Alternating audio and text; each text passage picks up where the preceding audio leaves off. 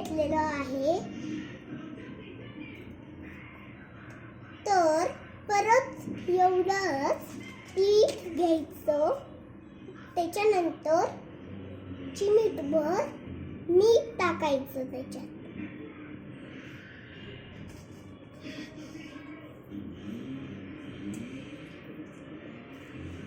मग थोडंसं पाणी टाकायचं.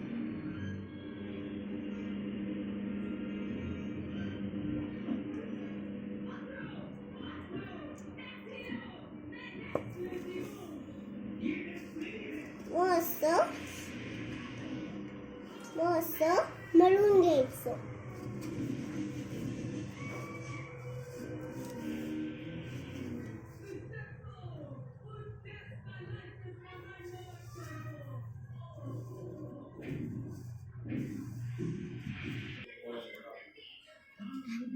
पीठ मळून झालं.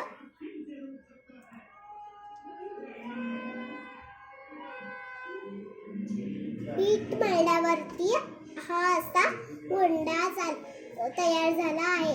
आता आपण याची भाकरी करूयात. आता पीठ लावून भाकरी करायला घेतीये.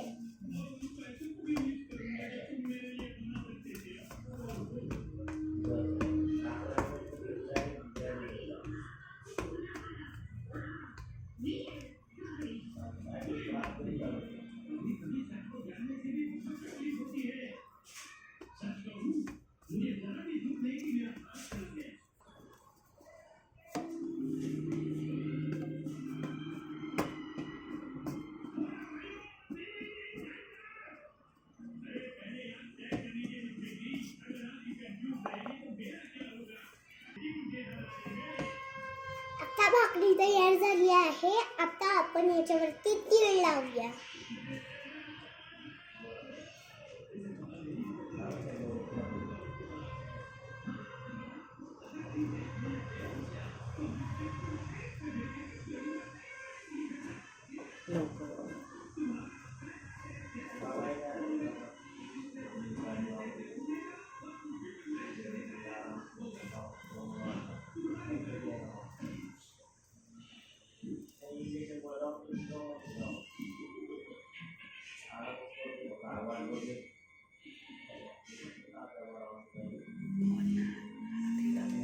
आता आपण तीळ दाबून घेऊया.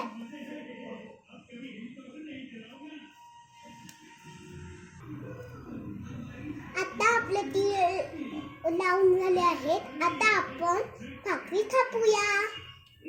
आता आपण भाकरी भाजूया. आता आपली ही भाकरी भाजून तयार झाली आहे. मकर संक्रांतीच्या हार्दिक शुभेच्छा. नमस्ते.